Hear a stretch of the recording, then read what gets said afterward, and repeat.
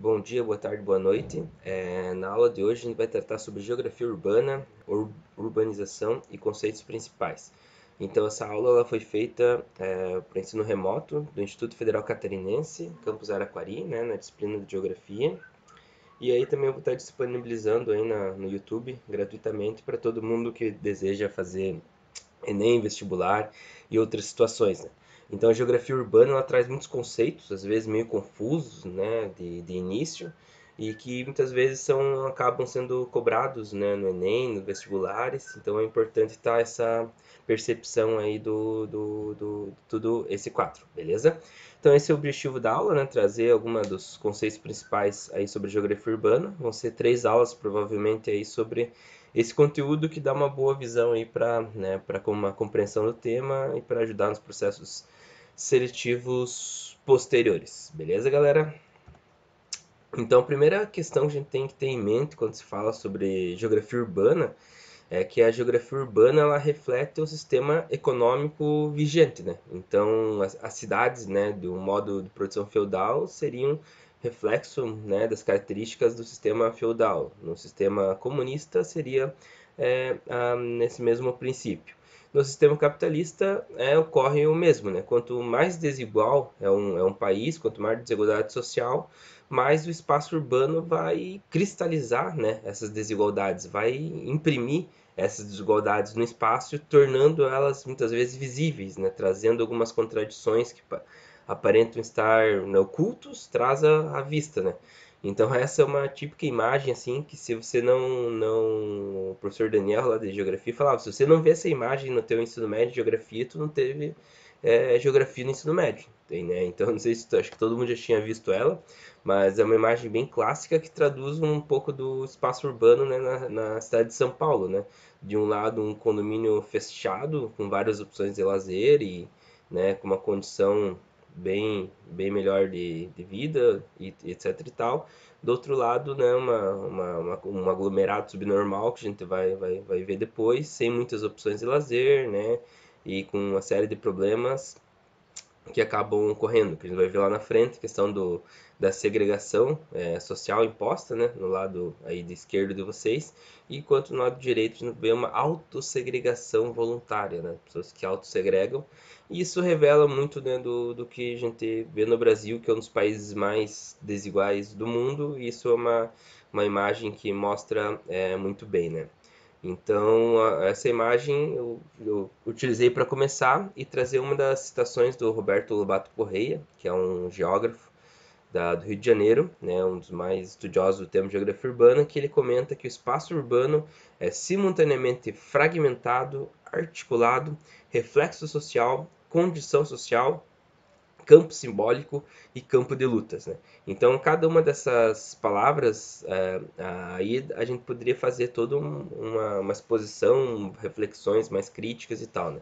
Falando bem brevemente, né, ele é fragmentado porque ele é como se fosse um quebra-cabeça, né? Então, a cidade, ela é composta por várias partes, né, que às vezes têm funções distintas e ficam separadas e fragmentadas, né? Então, tu vai ter lá os bairros, né, onde a classe operária mais pobres vão acabar sendo colocados, vai ter as áreas centrais mais utilizadas para o comércio, vai ter as áreas subcentros dentro dos bairros expandidos ali que fazem uma função parecida, vai ter o setor mais industrial, vai ter o setor, né, onde as classes mais altas moram, né, por exemplo, em Joinville ali talvez poderia ser o América, e aí, entre outros elementos. Então esse espaço ele é fragmentado, né? Ele é colocado de cada parte, né, estando separado um do outro, porém ao mesmo tempo essas partes estão conectadas, né? Então a classe trabalhadora vai ter que trabalhar em uma outra parte da cidade, né? Ela vai ter que comprar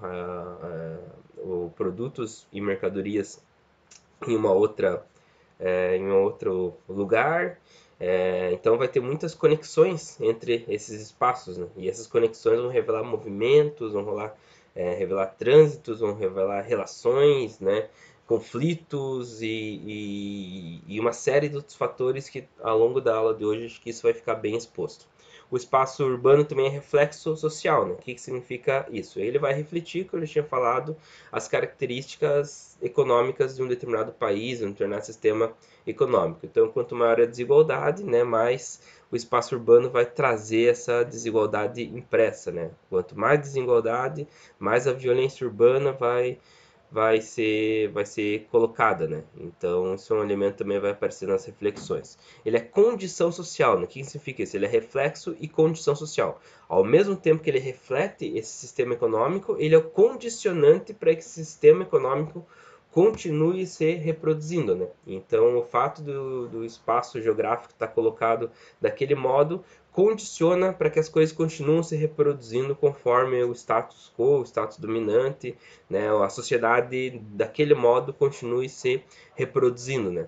Então, as empresas de comércio, por exemplo, em coesão espacial no centro, possibilita as relações comerciais que possibilitam que ela continue se reproduzindo assim no futuro, né? As classes sociais segregadas possibilitam também que o capitalismo continue se reproduzindo e etc e tal, né? Então seria mais ou menos essa questão. O campo simbólico diz respeito a como que isso, o espaço ele é apropriado pelos vários grupos sociais, né, distintos da cidade de um modo diferente. Então, um grupo social pode atribuir um significado a uma praça, outro grupo pode não atribuir, né, pode considerar aquele espaço sagrado, outro grupo pode considerar aquele espaço profano, né? Então o espaço ele vai ser um campo simbólico, né? Onde qualquer lugar pode ser sagrado ou profano dependendo dos grupos sociais e isso vai traduzir também em conflitos, em valorizações. Às vezes um espaço fica mais valorizado em termos de valor do metro quadrado, etc e tal, por conta dessas atribuições simbólicas, né? E ele também vai ser um campo de luta, né? Então, né, é no espaço urbano que a gente vai ter demonstrações por vezes, né, de tentativas de ocupação, tentativas de protestos que tentam, né, se expressar mais fortes, né, nas ruas, dominar campos, mostrar aquele valor, né? Então isso é bem nítido em épocas de efervescência política, onde dois grupos distintos, né, tentam ocupar as ruas com mais força, né? A gente vai ver lá, por exemplo, que são os rolezinhos no Rio de Janeiro, que foi um campo de luta ali da galera da periferia, tentando, digamos, mostrar a sua cara, tentando, né, ocupar um espaço que eles viam que não se sentiam incluídos. Então, no espaço urbano que vai se dar uma série de lutas, contradições que ocorrem dentro desse ambiente, beleza? Então, para introduzir, essa frase é fundamental, assim, através dela você consegue articular um texto para o Enem, você consegue articular várias reflexões, assim, porque ela é uma frase bem completa. E na descrição eu vou deixar um resumo do Lobato Correia, que ele fala, né, sobre essas características do espaço urbano. É um resumo de poucas páginas, 5 páginas, e ajuda bastante vocês a estar estudando. Então, o primeiro conceito, né, dois conceitos aqui de geografia urbana, como eu falei, são muitos conceitos, então por isso que é bom fazer um mapa mental, fazer anotações, porque senão acaba confundindo. Então, na aula de hoje, vamos começar lá com os conceitos. Dois deles, urbanização e crescimento urbano. Então, urbanização é basicamente quando a taxa de crescimento da população urbana é maior que a taxa de crescimento da população rural. Então, quando está acontecendo esse processo, né, da população urbana está aumentando mais que a população rural, você pode dizer que um país está se urbanizando, né, uma cidade, um estado está se urbanizando, porque se observa esse processo, né? Já crescimento urbano é apenas o aumento quantitativo da população urbana, né? Então, o processo de urbanização, ele acarreta, logicamente, que está havendo um crescimento urbano. Porém, nem todo crescimento urbano é urbanização, né? Porque às vezes pode estar crescendo ali em alguns números apenas a população urbana, enquanto a população rural, né, continua aumentando em uma proporção maior. Então, urbanização é quando essa taxa está superior. E a gente observa ali no gráfico aqui, né, como o, a taxa de urbanização aqui, em 1950 até 1960, por exemplo, ela era muito parecida, né? E aí, a partir da década de 70, né, no mundo, né, começa a se observar uma urbanização crescente, onde a partir do ano, né, de 2000 a 2014, a população o mundo passa a ser mais urbano do que rural, né?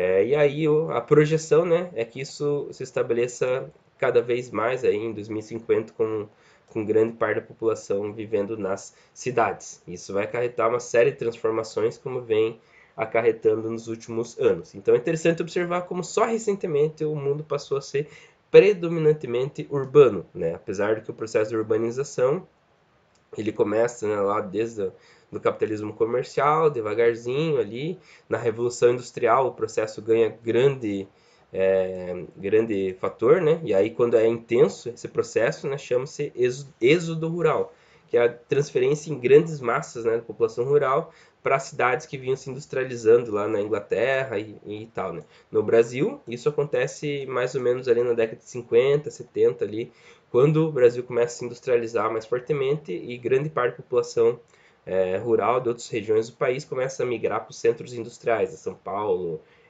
Rio de Janeiro, em busca de novas dos fatores atrativos ou repulsivos que a gente vai ver no próximo slide. Beleza? Então, a partir do capitalismo industrial, a coisa começa a fortalecer, mas ganha o mundo, né, nos últimos anos, aí, chegando na Ásia, ali, que é onde a maior parte da população vive, que esse processo começa a ficar mais evidente. E aí aqui a gente tem para vocês terem uma noção importante da taxa de urbanização por regiões. Então a gente observa que nos últimos 60 anos ali, a região que mais se urbanizou foi a Ásia, né, que era muito pouco urbanizada, né, e passou a estar quase como 50%, né, mano a mano. Hoje em 2020, com certeza, ela já é mais predominantemente urbana do que rural. A América Latina e o Caribe também é bem destacada, né, passou de quase 40% para 80% de urbanização essa questão. Beleza? Deixa eu ver aqui. Beleza. Então aqui a gente vai ver dois fatores que condicionam o processo de urbanização. Que por um lado são os fatores atrativos, né, que o que estimula as pessoas a estarem migrando para as cidades, e de outro lado fatores repulsivos, quando a urbanização é resultado, né, de forças que estão expulsando as pessoas a sair do campo.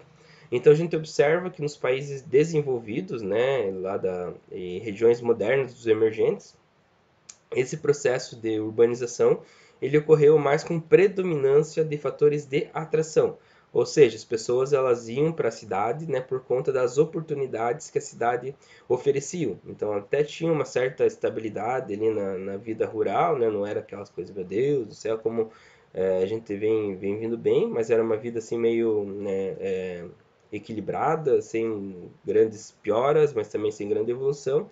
E aí a pessoa vai para a cidade em busca de novas oportunidades, né, em relação ao processo de industrialização, vai em busca de novos bens e serviços, né, por exemplo, para estudar, para trabalhar, né, sair, a família às vezes continua no campo, mas a pessoa, né, os filhos começam a ir para as cidades, e isso resulta em um processo mais lento e gradativo, o que possibilita, né, um planejamento urbano mais eficaz, né? Que aí não é um processo bruto, né? Então, como ele é lento e gradativo, você vai conseguindo planejar a cidade para estar acolhendo essas novas ondas que vão chegando a ela. Então, esses são os fatores de atração. Isso não é o padrão nos países em desenvolvimento ou nos não desenvolvidos, né? Que aí onde as pessoas elas vão para cidades, né? Além do fato do que a cidade pode oferecer ou a ilusão do que a cidade pode oferecer, mas elas vão basicamente porque elas são expulsas, né, do campo pelas péssimas condições de vida que elas estão passando lá, né? Muitas vezes fome, não tem estrutura, não tem evolução das condições materiais, então a família inteira, né, resolve vir para a cidade, né, sem ter uma certeza do que vai conseguir, mas é a sobrevivência que está em jogo muitas vezes. Então, isso está muitas vezes relacionado ao êxodo rural, né? Então, pessoas que vêm em grandes quantidades saindo de determinadas regiões para ir para esses lugares onde aparentemente pode haver mais oportunidades, mas, né, como ocorre de modo abrupto, acelerado e desordenado, né, a cidade não tem como oferecer bens e serviços, empregos, né, de uma só vez. E o que isso resulta é agravar os problemas de infraestrutura urbana, né, esgoto, moradia, né, condições de vida que são bem que acabam culminando nessas aglomerações subnormais aí da imagem que vocês estão vendo aí, né? Que é algo que aconteceu muito, né, nos grandes centros, né, como São Paulo, Rio de Janeiro, mas as fotos aqui são de lugares como da Ásia, Índia, que passaram por esse processo também abrupto, né, onde predominou os fatores de repulsão, né, as pessoas saíram correndo da zona rural pelas dificuldades que vinham lá. Que a gente vai ver na aula de geografia agrária lá depois, na Revolução Verde, que passa um nome bonitinho, mas que de fato a gente vai ver como ela teve várias questões bem complicadas, né, para grande parte da população. E a gente vai ver lá na aula sobre geografia agrária. Então aqui a gente vê as funções mais importantes de algumas cidades, né? Que além das cidades também terem esse papel de oferecer bens e serviços, algumas acabam se especializando em alguma função. Não quer dizer que a única função dela vai ser aquela. Porém, aquilo que mais justifica, né, e aquela que mais atrai as pessoas para aquele determinado lugar, muitas vezes é alguma das funções. Então, aqui, por exemplo, no Brasil, a gente vai ter lá, por exemplo, cidades mais portuárias, né, por exemplo, Paranaguá, por exemplo, Itajaí, né, onde o polo principal de atração foi as atividades portuárias. Da nossa realidade aqui em Santa Catarina, do norte de Santa Catarina, Joinville, por exemplo, ela tem uma função mais industrial, né? Enquanto Florianópolis, por exemplo, ela é mais político-administrativa e também bastante turística, né? Balneário Camboriú também turística, mas não quer dizer que não há empresas em Camboriú, né? Não quer dizer que não há outras funções, né, nessas cidades, mas é só uma classificação para a gente ter uma noção do que as cidades representam muitas vezes. Uma coisa importante é que grandes metrópoles, né, elas acabam sendo multifuncionais, né? Então elas servem tanto para questões industriais como turísticas, lazer, religiosa, política administrativa, né? Uma série de funções que elas acabam gerando, polarizando e comandando na rede de cidades. Então isso é uma coisa importante, né? Grandes metrópoles são multifuncionais. Aí aqui a gente tem um quadro, né, para perceber como que a população urbana está distribuída no mundo, né, entre grandes cidades ou pequenas cidades. Então a gente observa que até a década de 90 a maior parte da população vivia em cidades com menos de 500 mil habitantes, né? Mas essa evolução ficou meio estável e hoje a gente começa a observar que grande parte da população começa a viver em cidades médias, né, com população entre 1 a 5 milhões de habitantes. Outro dado interessante, a gente tem só 41 cidades, né, que elas acabam acomodando uma população urbana de milhões de habitantes, só essas 41 cidades. Né? Juntando com mais 63 que são as grandes, a gente tem aí pouco mais de 100 cidades que acomodam, né, quase mais de 1 bilhão de pessoas.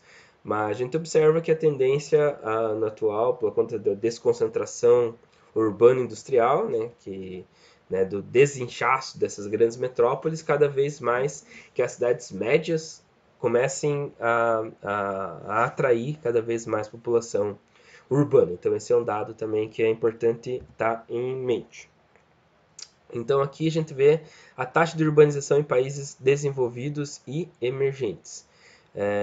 Em países desenvolvidos, a gente observa como Singapura, por exemplo, 100% da população ela é urbana. Então a gente acaba observando que como o país é desenvolvido e industrializado, a tendência dele é ter altas taxas de urbanização. Né? As únicas exceções são a China e a Índia, né, que são países gigantes, enormes, que passam de 1 bilhão de habitantes quase, onde ainda, apesar da industrialização, ela não alcançou todo o território, então eles ainda têm uma taxa de urbanização um pouquinho abaixo do que os demais países desenvolvidos ou emergentes. O Brasil, a gente vai ver que, né, por que o Brasil apresenta uma taxa de urbanização mais elevada que alguns outros países desenvolvidos, como a Alemanha, como o Reino Unido. Na verdade, isso é um pouco maquiado, que a gente vai estar vendo lá numa outra aula. É importante ter isso em noção. Já em países que estão em desenvolvimento, né, ou não estão industrializados, né, são muito atrasados, a gente pode observar que pode ser que esses países, mesmo não sendo muito industrializados, eles são muito urbanos. Por exemplo, Uruguai, Líbano, né, Gabão e Peru, eles são países que não são industrializados ou têm muito poucas indústrias, onde o setor agrário comanda, né, a economia. Porém, mesmo assim, o Uruguai é um país extremamente urbano, né? Então, atividades de bens e serviços acabam se desenvolvendo nas cidades, apesar dessa do papel de comando do setor agrário. Já outros países, né, acabam tendo taxas de urbanização muito baixas, né, como por exemplo Etiópia, Burundi, Trindade e Tobago, Afeganistão, né, Vietnã, Nigéria, onde a população ainda reside muito pouco em cidades. Então isso vai acabar variando a situação. Agora a gente vai começar a perceber alguns conceitos que são bem importantes que acabam às vezes confundindo, né? Então o primeiro deles é o que é uma cidade, né? Então uma cidade ela vai variar conforme cada país, né? O conceito de cidade. E aí tá é uma questão de legislação de cada país. No Brasil, o que é cidade, né? Então cidade é a área principal de um município, né? Então a gente vai ter um município e esse município vai ser composto pela área urbana e pela área rural, né? E aí a cidade, ela vai ser a área urbana principal de um município, e não qualquer área urbana urbanizada, mas sim aquela delimitada por um perímetro urbano, que também é legalmente estabelecido e separa a cidade do campo. Então, basicamente, a cidade ela é uma construção da legislação de cada Câmara Municipal, né, que vai estabelecer o perímetro urbano. Então, quando você está viajando, às vezes, na estrada, você vê lá uma plaquinha, início do perímetro urbano. Né? E aí isso vai influenciar na cobrança de impostos daquelas terras, né, porque algo que fica no perímetro urbano paga IPTU, né, e quem não fica no perímetro urbano paga imposto territorial rural. Então isso o IPTU acaba sendo, né, mais caro e tal. A legislação de trânsito também varia quando está em perímetro urbano e entre outras coisas. Então cidade é a área principal do município, né? Então é o perímetro urbano principal de um município, certo? E aí, por exemplo, aqui já não tem nem imagem, uma imagem ali que mostra o perímetro urbano ali de determinada situação. Aí agora já fica fácil entender o que é município, né? O município é composto pelo campo, né, pela área rural e pela cidade, né, pela área urbana delimitada ali como perímetro urbano. E além disso, ele pode conter outras cidades menores, né, dentro daquele município que além do seu distrito sede, né, que não possuem autonomia política suficiente para se emancipar. Então vão ser distritos, vilas, povoados. Então o município ele pode ser composto por exemplo, Joinville. Joinville vai ter lá a sua área urbana, né, que é a cidade principal ali como Joinville, vai ter a área rural e vai ter alguns distritos, vilas, povoadas, que são outros perímetros urbanos, só que não são os principais, né? Por exemplo, Piraberaba e entre outros, certo? Então, o maior município do Brasil é o município de Altamira, no Pará, então ele é bem grandinho. E a gente observa também que o município de Araquari é um dos maiores de Santa Catarina também, né? Apesar de ser ter uma baixa população, né? Ele é um município muito grande, né? E aí aqui nesse mapa a gente observa qual que é o perímetro urbano, por exemplo, de Araquari, né? Que é o lugar que a gente do Instituto Federal Catarinense. Então a gente observa que a Câmara Municipal, né, e o Executivo, no seu plano diretor lá, tem participação da população civil, já vem em uma outra aula, estabelecer essa parte em laranja como o perímetro urbano de Araquari. Então esse perímetro urbano vai sair lá desde o canal do Linguado, passando pela 280, pega toda a margem da 101 e entre outros. Né? Então observem que muitas vezes alguém pode morar aqui no meio da 101, numa comunidade bem rural, num sítio, né, sem muitas funções urbanas, mas legalmente aquilo é um urbano e isso infla a porcentagem lá que eu havia falado do Brasil ser um país extremamente urbano. Mas isso acaba sendo muitas vezes uma estratégia, do poder público, né, porque aí ele vai conseguir cobrar mais impostos, né, em PTU dessa galera que mora aí nessa partezinha laranja da situação, né? Que é o que diz ali naquele trecho. Né? No intuito de aumentar a arrecadação, autoridades administrativas em alguns municípios recorrem a alguns subterfúgios, né? Algumas manhas, alguns segredinhos. Utilizando as atribuições que a lei garante, determina um perímetro urbano mais amplo do que a área que é efetivamente urbanizada. Né? Então, às vezes, sítios, fazendas que são rurais acabam sendo taxadas pelo IPTU e não pelo Imposto Territorial Rural. O IPTU acaba rendendo mais, certo? Então isso que é a cidade, é a área do perímetro urbano aqui, né, enquanto o município é o todo. Aí a gente observa que como Araquari os distritos não estão englobados aqui, né, mas poderiam tá envolvidos se essa não fosse contínuo esse perímetro urbano que foi delimitado. Aí a gente teria lá um distrito, lá por exemplo, do Itinga, a gente teria um distrito em outras cidades menores dentro de Araquari. Porém, né, foi feito um desenho englobando o total da cidade. Aí outro conceito importante é conurbação, né? Conurbação. Então isso muitas vezes acaba sendo pedido em vestibulares e Enem, né? E o que é conurbação? É a junção física, né? Ou seja, quando duas cidades se juntam e estão intrinsecamente relacionadas uma às outras, né? Então isso ocorre quando duas cidades começam a se expandir e até que se encontram, né? Então o limite dela acaba sendo se juntando e isso é se conurbar, certo? Então, as medidas que as cidades vão se expandindo, elas acabam sendo se integradas. Então, um exemplo bem claro é Joinville e Araquari, onde o processo de conurbação está ocorrendo, né, e falta muito pouquinho. Então, aqui a gente tem o Itinga Araquari e aqui o Itinga Joinville. E o que divide os dois é uma rua onde já está praticamente, né, juntado fisicamente, sem falar que economicamente isso já ocorre. Né? Na prática, o bairro Itinga Araquari é quase como se fosse um bairro de Joinville. Então, muitas pessoas trabalham em Joinville, né, tem o transporte público, e a gente for observar, né, os dados de locomoção, talvez a gente observe que as pessoas do bairro Itinga-Araquari,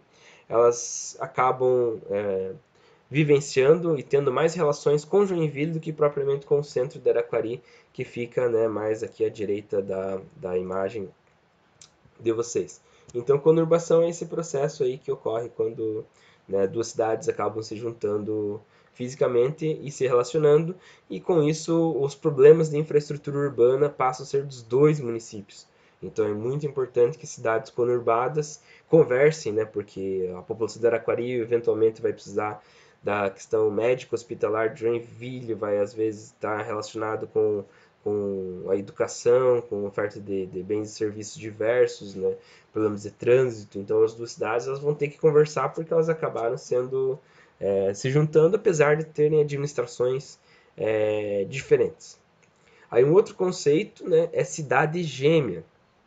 Então, cidade gêmea corresponde quando ocorre a conurbação de duas cidades, porém isso se dá na linha da fronteira, né? Então, por exemplo, lá em Foz do Iguaçu, isso ocorre com Cidade del Este, né? Onde o que separa é só a ponte da amizade. Então, elas estão extremamente integradas, né? E geralmente cidades gêmeas apresentam, além de uma fonte de integração econômica, cultural, oportunidades de negócio que são muito diferenciados em relação a outras cidades, mas também muitos problemas de tráfico ilegal, né? Seja de mercadorias, né, para driblar os impostos, seja questões de drogas, armas, né, violência. Então são regiões também que o poder público tem que estar uma visão bem especial, porque são regiões que dois países diferentes que estão conurbados, né, surge uma série de questões que são especiais a esses lugares. Então isso é cidade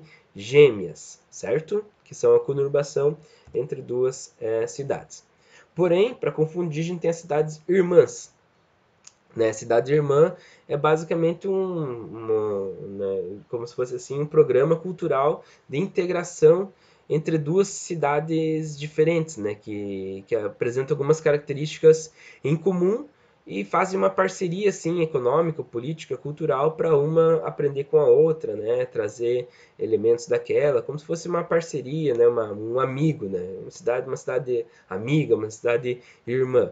Por exemplo, Joinville, ela tem acordo, né, com várias cidades irmãs, né?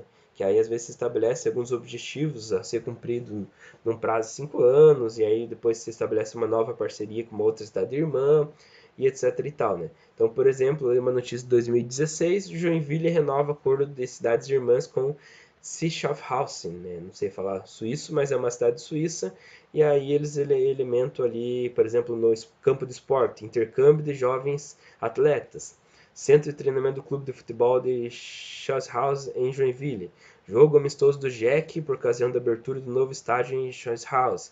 Então o Jack foi jogar lá na Suíça, né? Atletas da Suíça vieram aqui para Joinville. No turismo, a mesma coisa. A Águas de Joinville foi, né, ter acesso a algumas,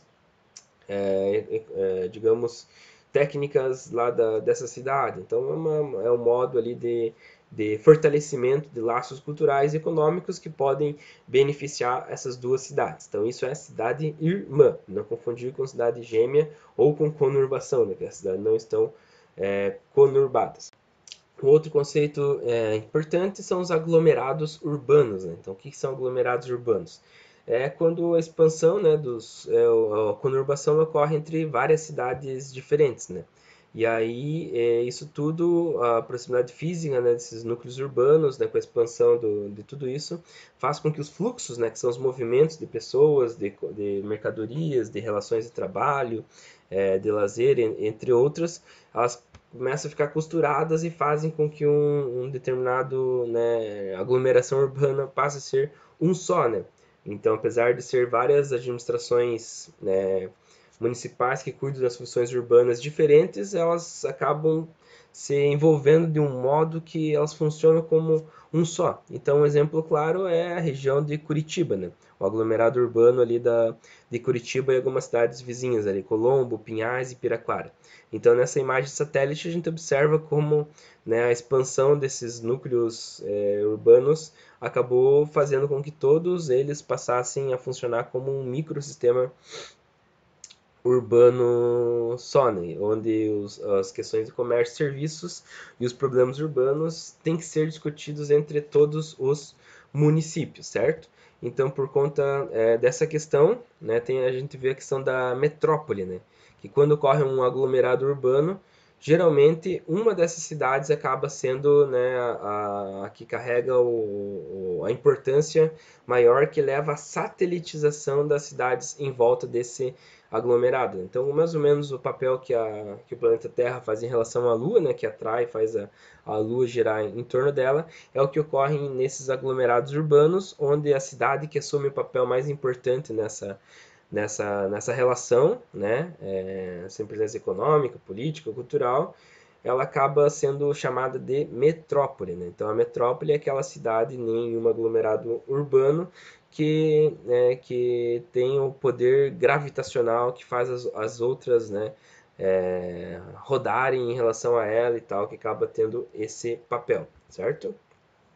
Então, a metropolização, que é um outro conceito aí que está relacionado à metrópole, é um processo que numa cidade, né, ela vai se tornando cada vez mais importante e começa a influenciar diretamente outras cidades ou municípios ali em volta dela e ela passa a influenciar né, essas cidades de um modo cada vez mais direto, né, e atrair cada vez mais fluxos, né, ou seja, atrair cada vez mais pessoas a ir trabalhar, a ir estudar nessa cidade por conta, né, dela estar se tornando cada vez mais importante e tendo mais atributos urbanos, mais equipamentos urbanos dentro dela. Então isso é metropolização, quando esse processo de uma cidade vai se emergindo ali, vai começando a polarizar ao volta dela essas cidades desse aglomerado urbano ali que ela possuía naquela região.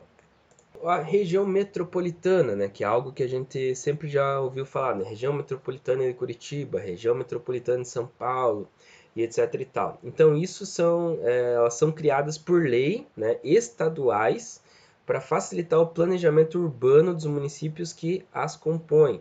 Então, como nesses aglomerados urbanos, os problemas de infraestrutura, de bens e serviços, né, as questões urbanas passam a ser em comum, é importante um aparato burocrático para tentar, digamos, né, organizar esses problemas e fazer, né, as prefeituras de cada um desses, né, desses municípios que compõem a região metropolitana estarem conversando para resolver e planejar as políticas públicas em comum. Então, obrigatoriamente, se as cidades estão conurbadas, estão intrinsecamente relacionadas e fazem parte de um só tecido urbano, o transporte coletivo ele tem que ser pensado conjuntamente, senão vira uma bagunça, senão vira aquele caos total, né? Então, para isso que acaba tendo essas regiões metropolitanas, beleza?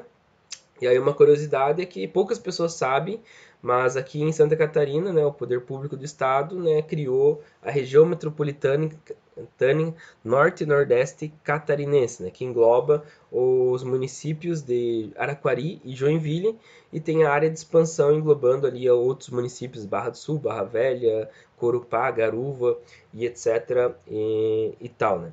Então, basicamente, vai ter uma empresa ali que eles vão estar, digamos, relacionando todas essas questões.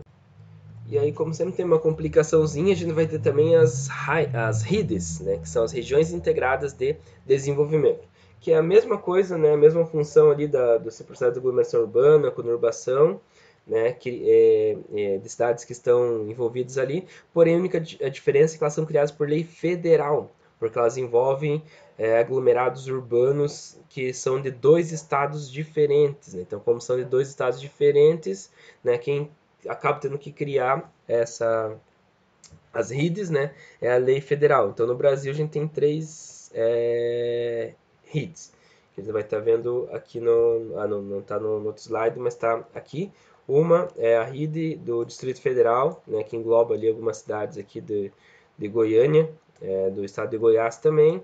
A gente vai ter uma aqui no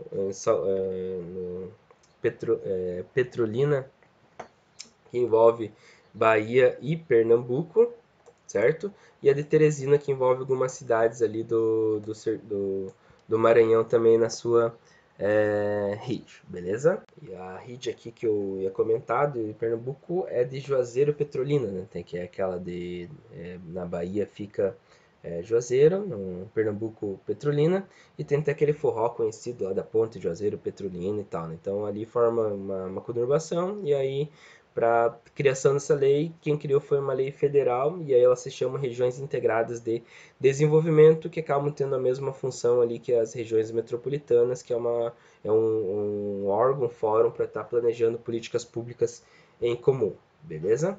Aí um outro conceito importante que vem diretamente relacionado a essa questão das aglomerações urbanas, né, muitas vezes de serem reconhecidas legalmente como regiões metropolitanas, é que elas conduzem a migrações internas da população, né? E elas podem ser de dois tipos. A migração pendular, né, que aqui mostra a charge do, de ido para lá e para cá, que diz basicamente na pessoa que mora em uma cidade e trabalha em outra, estuda e volta no mesmo dia, né? Então a pessoa faz um deslocamento, né, entre cidades diariamente. Então isso é observado muito de vocês aí do IF, que vocês fazem uma migração pendular, né, para vir de Joinville para estudar em Araquari e assim por diante, assim como os professores, muitos moram em Joinville e eles também fazem essa migração pendular, e aí ocasiona aquele trânsito louco lá, ali da 280, que os poderes públicos, né, têm que conversar, seja a nível estadual, para ver soluções, né, seja a nível intermunicipais, de verem estradas alternativas para estar dando conta desse fenômeno que acaba acontecendo, né? E aí a gente também tem a migração sazonal ou transumância, um nomezinho diferente. O sazonal é fácil, né? Que é a questão de, de sazonalidade, que é períodos do ano, né? Então é quando há um deslocamento de população que ocorre só em alguns períodos do ano. Por exemplo, no verão, quando ocorre uma migração de pessoas ali do interior para passar algumas semanas, né, nas cidades do litoral acontece uma migração sazonal ou de transumância. Ou às vezes por questões de trabalho, como ocorre lá no sertão, né? Por exemplo, na questão da coleta da cana-de-açúcar, né? Então há deslocamentos de pessoas, depois as pessoas retornam e assim por diante. Então também pode aparecer esse conceito aí nos vestibulares, beleza? Aí outro agora conceito importante que é o de megalópole, né? Então, como eu falei, sempre vai complicandinho, novos termos, novos conceitos. E uma megalópole, ela é formada pela fusão de duas ou mais metrópoles que acabam sendo integradas por conta da moderna rede de transporte e telecomunicação que acabam surgindo, né? Então você vai ter lá duas regiões metropolitanas, né, duas metrópoles, que elas acabam se encontrando de forma megalópole, né? Seria a revolução suprema, né? E essa megalópole ela vai ter um intenso fluxo de pessoas, mercadorias, capitais e serviços que estão conectadas, né, pelas redes de transporte e telecomunicações. E aqui é uma questão importante. Não é necessário que elas estejam conurbadas, ou seja, que elas estejam fisicamente uma ao lado da outra, né? Como a gente tem aqui uma das mais famosas, que foi uma das primeiras que se construiu no mundo, que é a de Boswash, que é a megalópole aqui, né, que vai de Boston, né, até Washington. E aí, apesar de a gente perceber que as cidades aqui elas não estão conurbadas uma às outras, né? Então tem grandes manchas de territórios rurais ali de só de estrada, porém na prática a gente observa que as estradas ali que ligam elas estão sempre muito lotadas, há muitos fluxos, né? Os serviços estão extremamente conectados, é fácil se locomover entre essas cidades, né? Então os serviços estão muito relacionados entre elas. Então isso que são megalópolis, né? Quando várias regiões metropolitanas estão muito integradas, né, a ponto de formarem uma estrutura ali de relações urbanas. Então a gente tem aqui no Brasil a gente tem uma que está em formação, né? Então a gente observa aqui a metrópole de São Paulo com a metrópole de Santos, Campinas e o Rio de Janeiro. Então cada vez mais a gente observa uma conexão, né, e uma inter-relação, uma interdependência de bens, serviços e pessoas ao longo dessa megalópole, né? Então ela não está conurbada, né? Ainda existem grandes partes aqui em vazios, porém os sistemas de transporte, avião, são extremamente rápidos para você ir de São Paulo ao Rio de Janeiro, e isso vai evoluir no futuro ainda, né? Quanto mais rápido for essa movimentação entre cidades, mais você acaba indo. Então, muitas vezes pega um avião até Campinas, mas a conexão até o aeroporto de São Paulo é rápida, né? As empresas muitas vezes estão muito conectadas, os bens e serviços, então a gente está vendo no Brasil essa megalópole em formação aqui, que é a megalópole, né, do região de São Paulo com o de Rio de Janeiro, beleza? Que alguns livros já trazem como se fosse, né, outros trazem a reflexão que ela está em formação, o fato que é uma região que está cada vez mais se integrando a essa megalópole brasileira, beleza?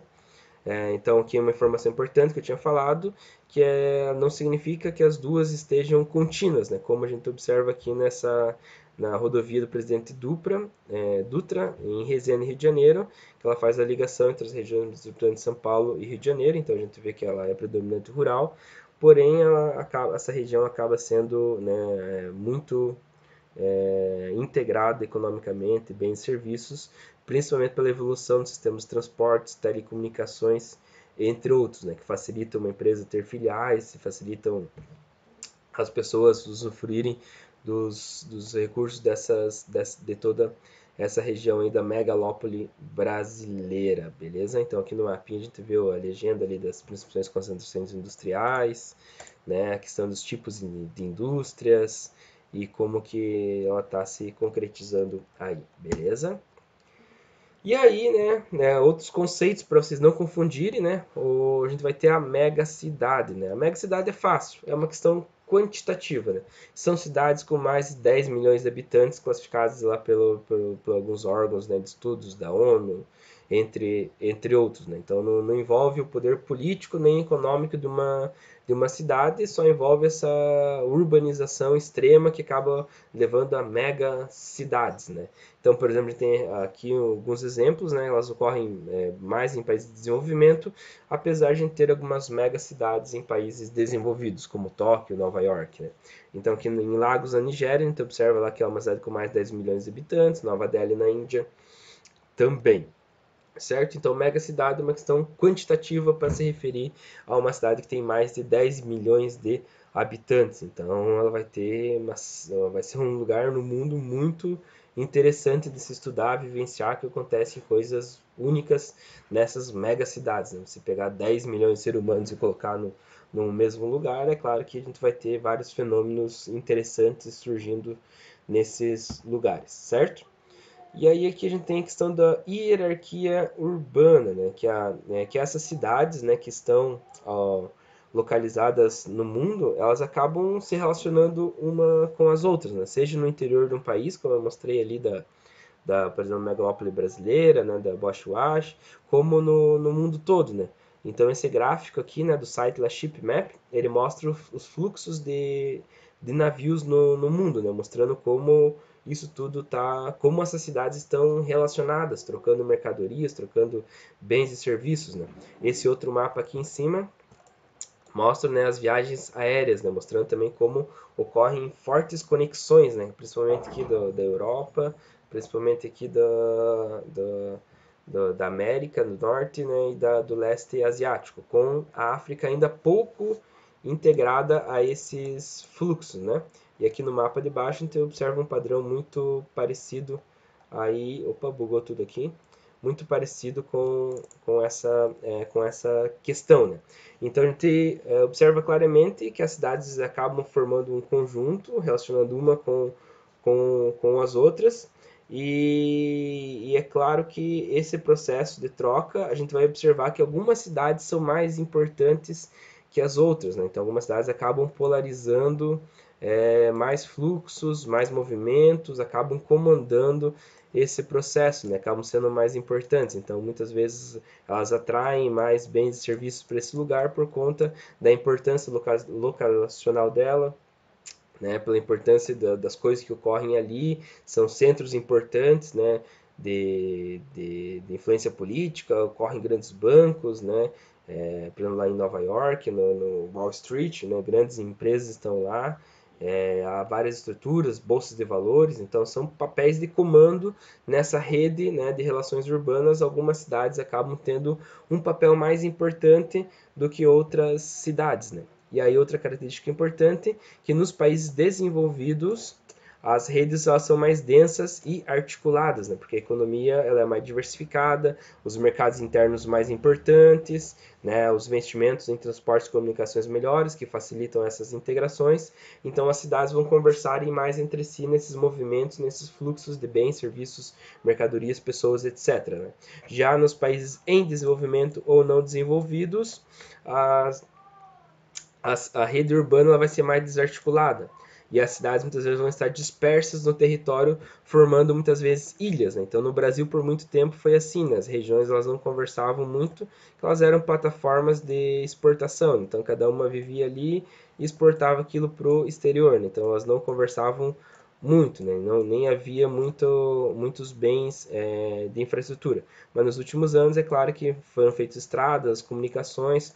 Hoje o Brasil está mais integrado, né, entre si. Mas dependendo da região, né, do país, né, quanto mais desenvolvido, mais a rede urbana acaba sendo mais, digamos assim, conectada, mais influente nessa questão, beleza? Então algumas cidades são mais importantes que as outras.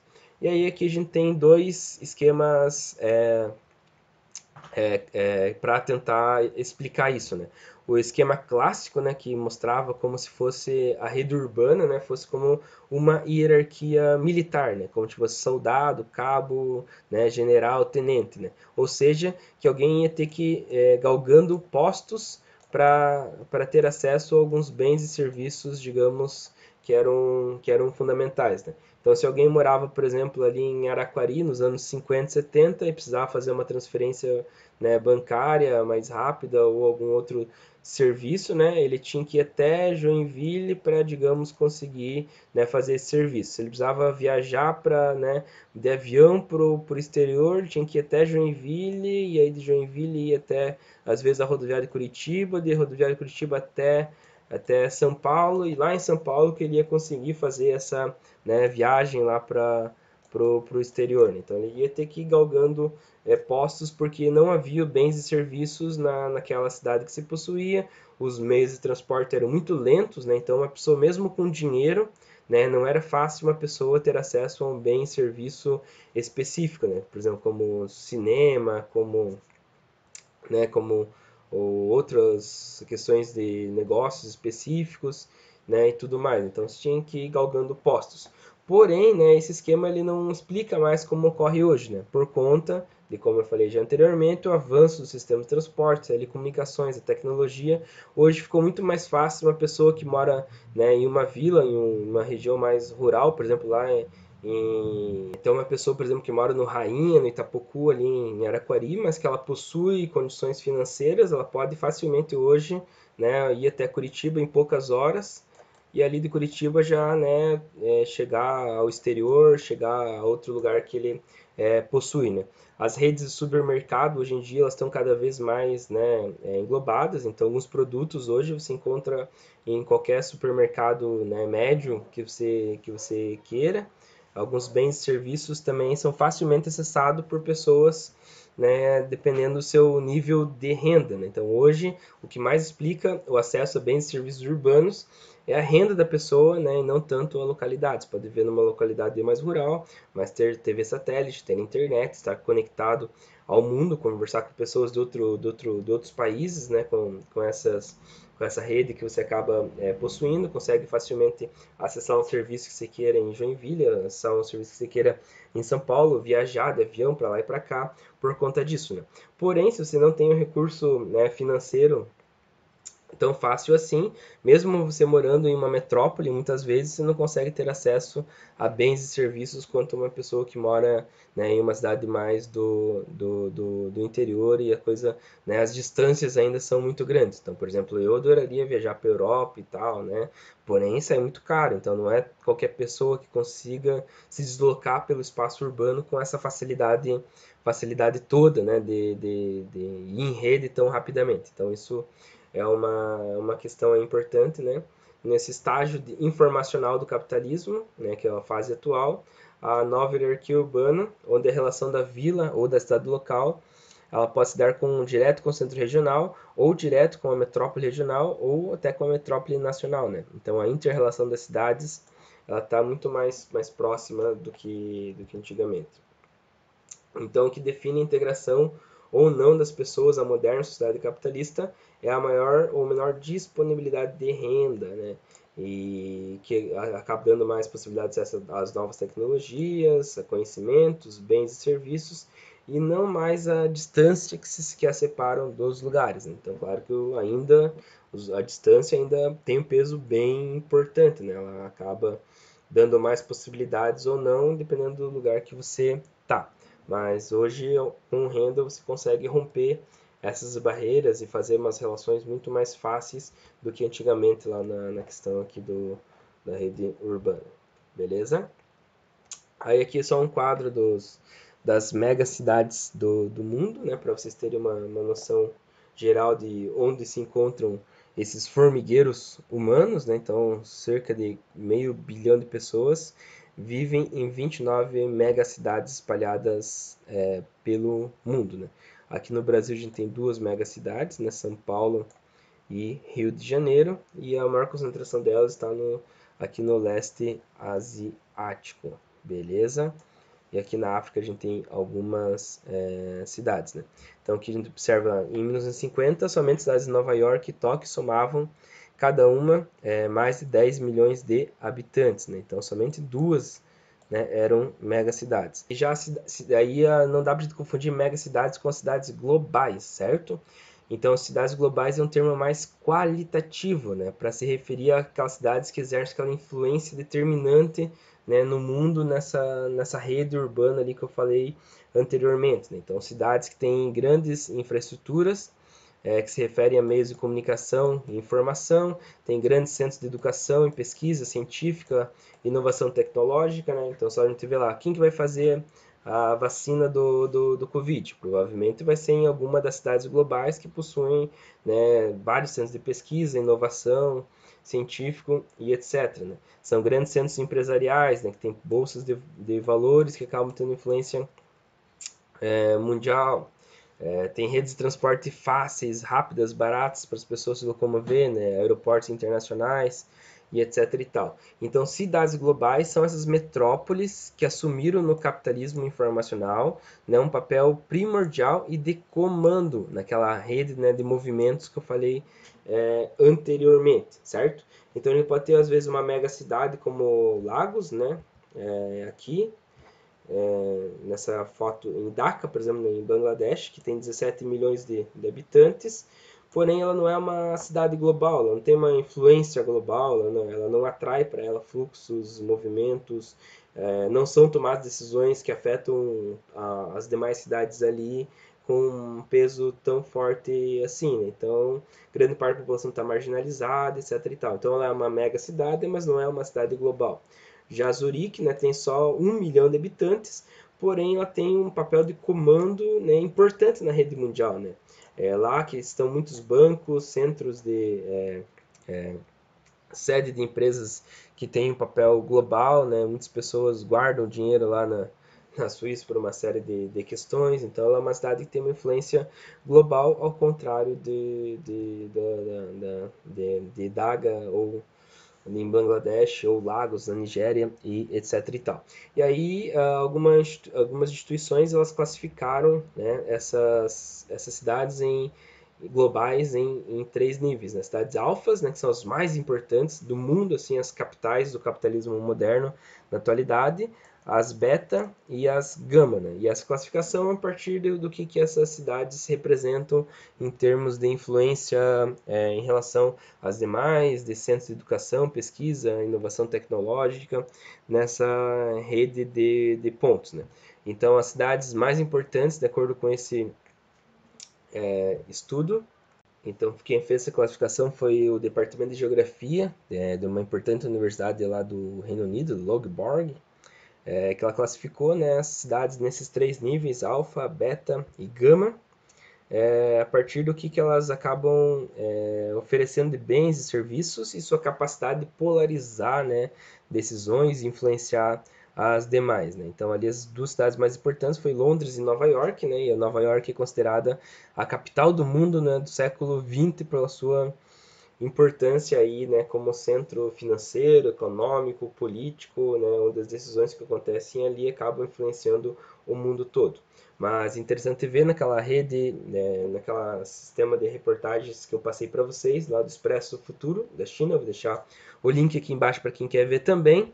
Né, no século XXI, provavelmente a capital do mundo pode se deslocar lá para o leste asiático. Né? As cidades do futuro lá da China estão com potencial muito forte, né, no século XXI serem, né, além de megacidades, serem cidades globais de forte importância. Né? Shenzhen, por exemplo, lá na China já é isso, né? Lá que é fabricado grande parte dos materiais eletrônicos, né, que a gente utiliza no nosso dia a dia.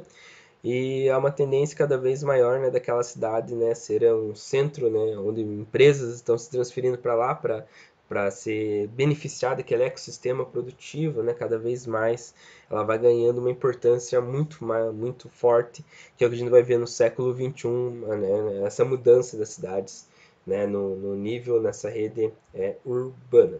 Aí aqui a gente vê as 47 cidades globais, né, de acordo lá com o órgão Globalization and World Cities, né, do Departamento de Geografia da Universidade do Reino Unido, que classificou as cidades, né, Alfa mais são duas cidades apenas, Nova York e Reino Unido.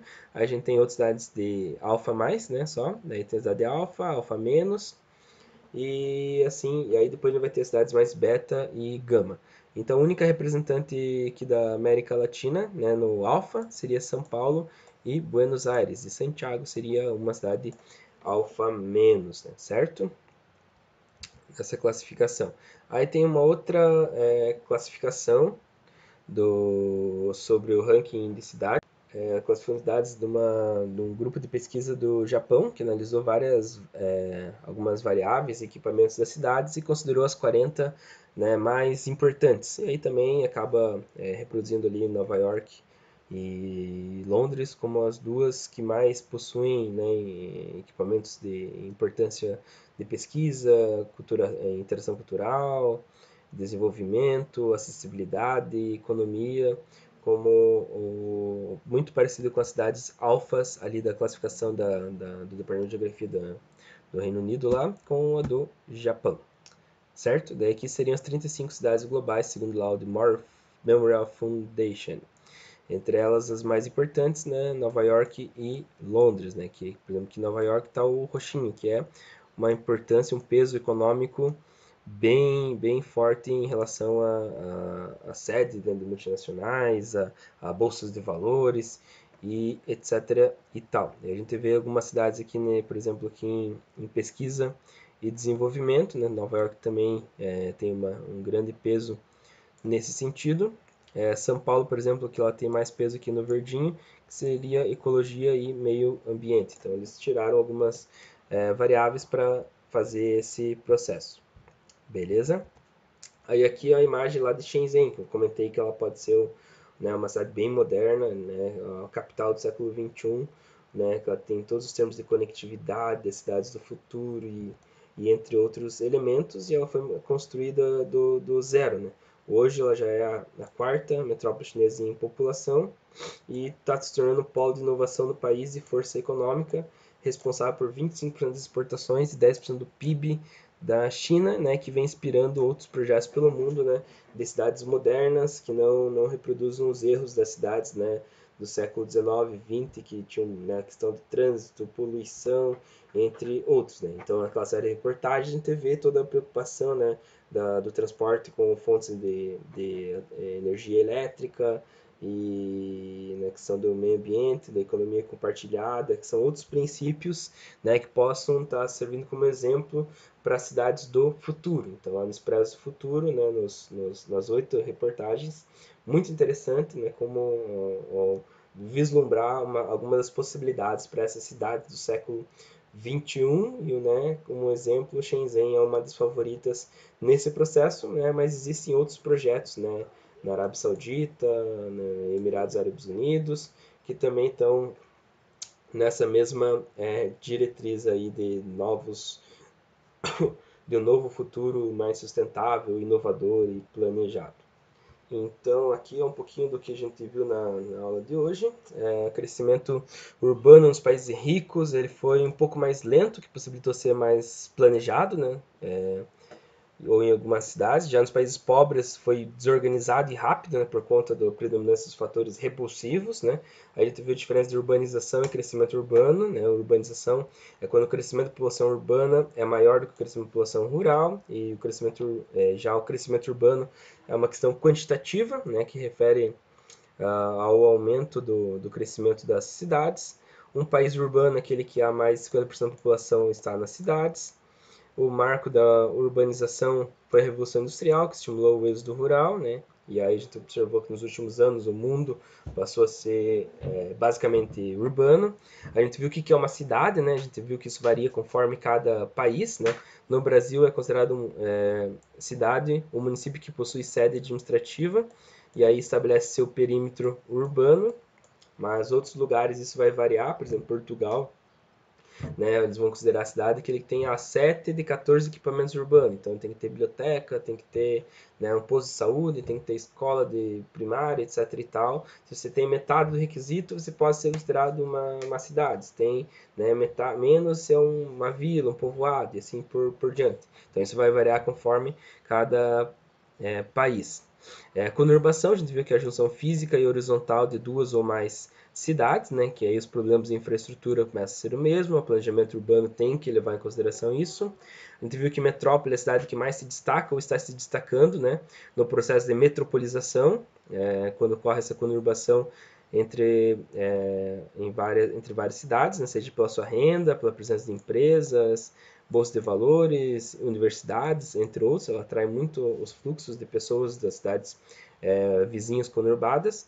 A megalópole, a gente viu que é a junção física, né, de duas ou mais metrópoles. A gente viu que tem a Bochuar, tem a Sansan, que é lá nos Estados Unidos também, no livro didático vocês vão estar lendo, porém a gente viu que ela não precisa estar exatamente conurbada, basta estar muito ligado por redes de transporte. A região metropolitana, que é quando ocorre uma conurbação entre várias cidades ali e uma metrópole principal, e as cidades menores, né? Então aqui está o mapinha ali, a gente viu que ela é criada por uma lei aqui no Brasil, e inclusive a gente vive em uma região metropolitana do norte e nordeste catarinense, e a mega cidade a gente viu que é só uma questão quantitativa. Beleza, galera? Então, como eu falei para vocês, são muitos conceitos mesmo, é um pouquinho confuso no início, mas é um conteúdo interessante que mostra como se dá todos esses processos aí